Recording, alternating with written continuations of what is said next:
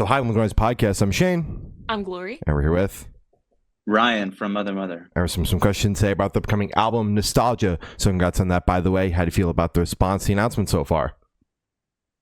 Pretty good. We've released 2 songs and 1 teaser for a third. I feel like the teaser is getting the most heat. So that feels good. That's good. Oh yeah, Well, gain traction. We got to hear the record. It's incredible. Oh fuck yeah. Oh, thank you. Thanks for taking the time. You're welcome. Yeah, of course. So is there any meaning behind the album title or cover art? Yeah, plenty. So this record, it is released on our 20-year anniversary. Mhm. So, 2 decades in that, I think kind of births a certain amount of nostalgia. Mhm. You do look back on your legacy or, your journey. Mhm. And we wanted to make a record that reflected, I think, some of the origin aesthetic of the band, some of the early sensibilities, Mhm. a bit more creative courageousness, and in the production for it to be just more earthy, open, and less slick and modern. So Mhm. in that sense, it's kind of nostalgic. Mhm. And then, we wrote this song called Nostalgia, and it just felt like such a perfect encapsulating title track. And then as for the unicorn, having an animal on the cover of a Mother Mother album is in itself very nostalgic. We haven't done that since like 2012. Yeah. And so we wanted there to be an animal, but we didn't know what animal. And so the song Make Believe came in late in the game. And lo and behold, there was a unicorn in the lyrics. It's like, great, we got our mascot. Hell yeah. So Hell yeah. the goal with the record was kind of to call back to the last 20 years of the band, both sonically and then wound up being with the art as well. Yeah, in part. I mean, it's divided into 6 songs old, 6 songs new. Mhm. But I think whether it's old or new, the spirit of the writing, the spirit of like pursuing this music was childlike. It was less heady, it was more intuitive, more playful. Gotcha. So can you tell us a little bit about the writing process for the album? Yeah, so I said 6 were old, and that, required kind of doing some archivist work and going back and rummaging through the annals, and you refine some of the old ideas. There was a bit of that, and then the new songs, you just pick up a guitar, sit down at the piano, and in the spirit of that more childlike approach, you just don't try to write a song. That's like rule number 1.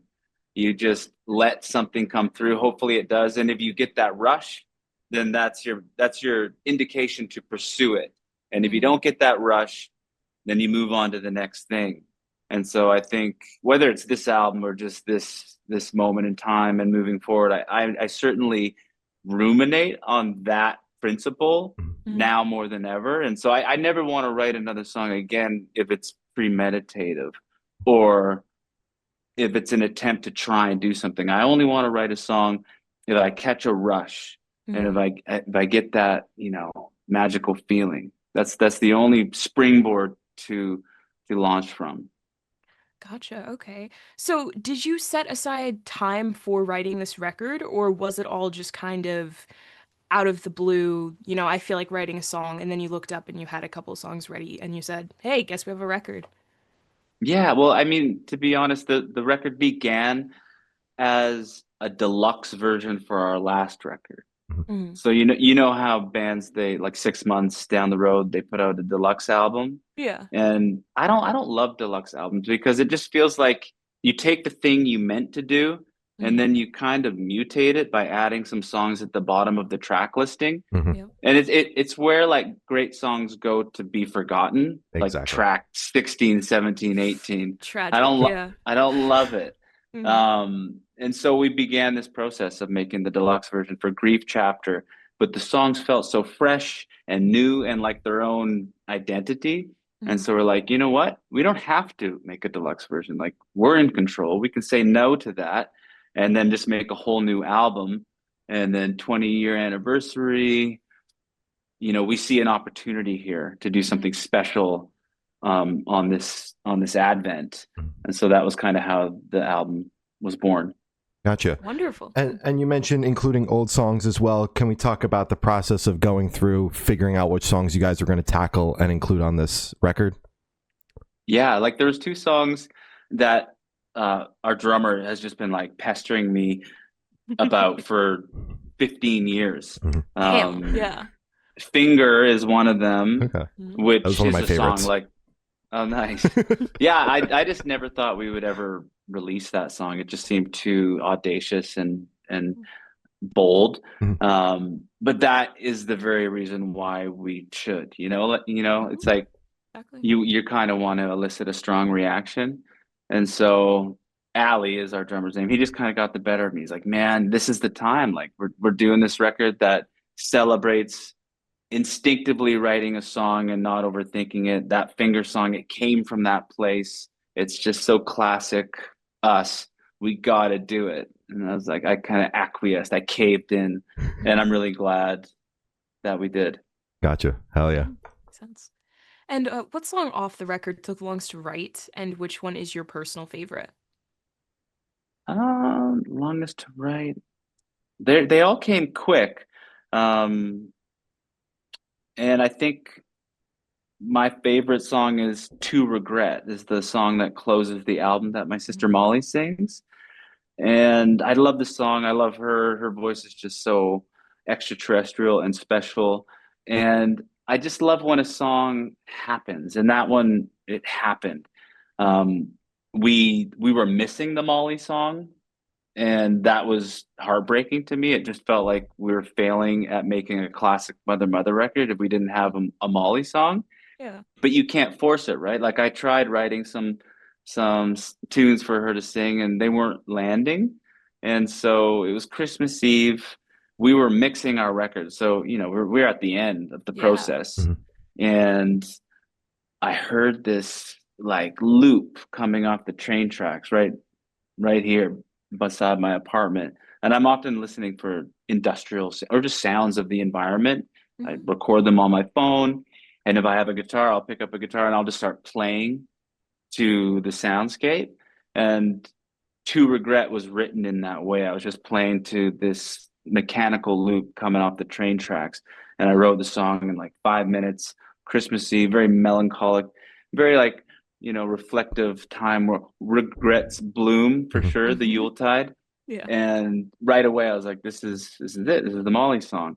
So I phoned her up and she came over, and it was like this really quick gestation, conception, birth of this song, and produced everything right here in my living room. I'm looking at the piano that I recorded it on. She sang right here on this carpet, in this space, Mhm. Yeah. and just quickly whipped it up and then brought it to the mix studio and mixed it. And then like within, this 24-hour time frame, this song was written, produced, mixed, and it just rarely happens like that. You usually toil over this stuff Hmm. for a long period of time and get sick of it and make mistakes and have to revert. But when you don't have that gift of time, you just make instinctive decisions and it comes to life the way it should and fast. And it's so gratifying as a creator when that happens. That's so awesome. I know you mentioned a lot of the songs they weren't very hard to write. Was there anything in particular in the studio that you guys were having a hard time, cracking? I know the entire process for this record was very organic and go with the flow, but were there any moments where you guys got stumbled up? Totally. Like I said, we started as a deluxe Mhm. version of Grief Chapter, and Grief Chapter had a very like muscular production. It was like tough and kind of slick, the mix, Hmm. and modern. And so we kind of dovetailed off of that production aesthetic. And these songs started to feel like that, like tough and compressed and like dense. Mhm. And we're like, no, we don't want that. It's so crucial that it doesn't sound like that, that it's open, that it breathes, that it's small in the right way and not too big and like, crushing. Which I think is such a mistake people make when they're producing music. They want it to be impactful. So they just compress stuff and they fill up the spectrum, and it becomes like an oppressive listen. Yeah. And so halfway through the making of this record, we kind of like pulled back, decided to redo all the drums and bass because those are usually the elements that take up that space, and totally reapproach the production. So it was a complete overhaul Yeah. in the recording technique. Jesus. Okay, so and then at what point in the recording process did you guys decide to do that? Was that like the halfway point, towards the end? Halfway point. And I mean, the halfway point was 6 months deep because we chipped away at this record over the course of a year. Last year, 2024, we toured for 8 months, which was our most robust touring year to date. Yeah. And then we had like these little windows at home. And so we'd come in to the studio for a week, 2 weeks, 4 days, and we'd chip away at nostalgia. And it was the first time we made a record in that way with so much time and so much fragmentation. Yeah. It was great because like I go on tour and I would just like obsess over what we had done in the last 2 weeks and listen to it on planes and listen to it while walking down like foreign streets. And it just gives you this perspective, which usually you're not afforded. You're too like in the tunnel of making a record. You have a month or something, and your perspective gets a little lost. So we were gifted perspective by having all this time, which allowed us 6 months deep to go, you know what? We have another 6 months, so why don't we redo everything because it doesn't feel right. Yeah. I need to feel that rush when I'm listening to these drums while walking down the streets in Berlin or whatever. Like, who cares if it's going to cost more or take up more time? Like, it has to feel right. We'd be failing at this mission of like making this record celebrating the past and celebrating the purity of first greeting your craft if we didn't love the way it sounded. So yeah, it's interesting to hear that you flourished during this process, because so many artists that we talk to that do the record while they're in between touring talk about how difficult it is to have the alternating headspace of constantly being on the road and then immediately hopping in the studio. So it's interesting to hear you be like, we had the year, we toured a ton, but it allowed you to kind of reflect on the record further. Yeah, I mean, maybe it's just because we've been touring for 20 years that like when we tour, it's, we play the show and then we kind of pull back and recuperate and just chill out. There's not like this lust to like go have a party on the road or be overtly social. And so like you play the show, and then even in the green room, it's like I just get there and I set up my laptop, I set up a mic and just chip away at something. There's like so much time on the road. You're just waiting forever most often. And we're lucky now that, we have a team, a tour manager, lighting guy, guitar tech, these people that help carry the burden of like setting things up, tearing things down, and planning the logistics. So a band is just sitting around waiting. Yeah. Like 75% of the day. If you're in that position, like back in the day, we'd be driving the van, we'd be like booking the shows, we'd be carrying our stuff, and there was no time when we were young. But now that we've moved on from that, you're just waiting. And so like I just choose to spend that time chipping away at something that could be beneficial for us down the road. Fair enough. Exactly. That makes sense.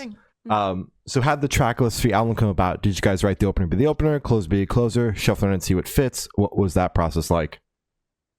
Just flow, just tried to find the flow. The opener was the one that kind of stumped us. We tried various songs. Maybe we'll start slow, maybe we'll start fast, and then we settled on a nice medium tempo song that just like you're in, right, with that drum beat. You're just in. Gotcha. Yeah. All right. And then the middle part was, you just said, just vibes and flow. Yeah. Flow. Okay. Yeah. Gotcha. All right. And would you be able to tell us where your headspace is at while you're creating the record? Yeah, I think, like reflective, um, and just really trying to connect to that spirit when you're creating from a felt place and not a heady place. Mhm. And so trying to live in that way, trying to like go for I like to take photos. So like lots of photo walks and stuff where your only objective is to try to notice something beautiful, right? Which I think kids do that, right? And they do it and they don't know they're doing it. That's why we look at kids and go, "Oh my God, they're magical. They're so wise," but they're naive to their own wisdom. Yeah. Um, and so I was trying to just live that way so as to help infuse the record with that energy. Gotcha. Love that. Makes sense. So how do you recommend your fans to listen to this album for the first time? Should you do in the car with friends, in dark with headphones on? Is workout album, party album? What do you personally recommend? I mean, gosh, most people will probably listen to it off their iPhones. I heard a stat that is how literally most people listen to music. Glory gets on What, me for that all the time. No headphones or anything? No headphones. That's That is heartbreaking. how most people listen to music. That's awful. Oh my God. I'm chronic for that because I'm constantly moving around. I have so much music to listen to for this podcast, and it's just the quickest way to digest it. I don't get to sit in my computer all day. You miss It's so much. crazy. It's crazy. So I don't even like to think about that just because Yeah, no. it's so dark just to imagine the thing that you are refining with these, $50,000 speakers Yeah. in a controlled room. It almost doesn't make sense. You'd be better off like recording your album and listening back on an iPhone Yeah. because that's how most people are going to hear it. But I think that is also not right. You should make the record sound as good as possible because who knows what's going to happen down the road. Like we might get to a point where we just have like the best speakers implanted into our consciousness. God, that'd be so dope. Yeah. And so if we're listening to music made in 2025 and it was recorded to sound good on an iPhone, it's going to sound shitty with this like weird implanted speaker system. Yeah. So you got to just try to make it sound as great as possible and let go of the fact that that might not sound awesome coming off of an iPhone speaker. God. Fair enough. Yeah. Well, if it's That's any tragic. consolation, I did listen to your album for the first time sitting right here with my nice speakers.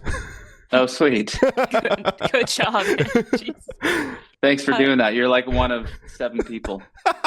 Oh, Jesus fucking Christ. And this will just be super, super quick. Off the top of your head, I want you to describe this album for new listeners in 3 words. No more, no less. Playful, Mhm. irreverent, Mhm. pure. Beautiful. Oh, yeah. Mhm. And in that same train of thought, is there a certain feeling or emotion you want listeners to have while going through the album? Oh, gosh. I mean, I want them to feel young. Young. Yeah. Yeah. I want them to feel curious. Like I want them to feel like that those children that we see observing the world and delighting in it and taking it all in as new. Yeah. Yeah, ideally that would be great. Hell yeah. Because I feel like wonderful. that's what we're all trying to do as we get older.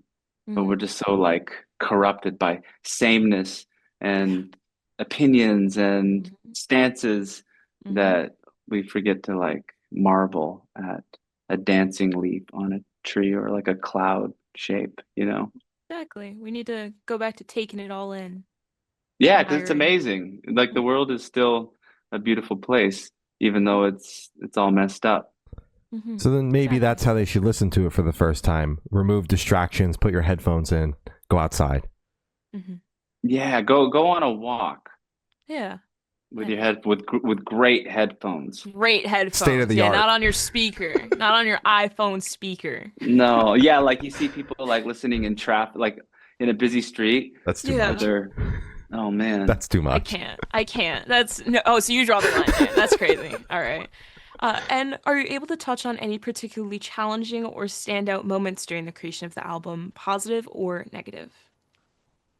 I mean, I'm a studio rat, and so like I'll just be inside like all summer long, not moving very much, not exercising, at the desk and this big screen, and I find that very challenging.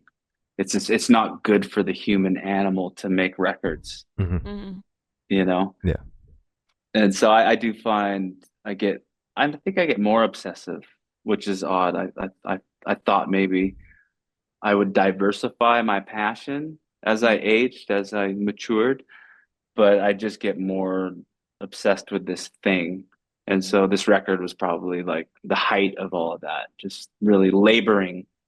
And as a consequence, like hurting and feeling depressed just from lack of sunlight and too much screen and whatnot.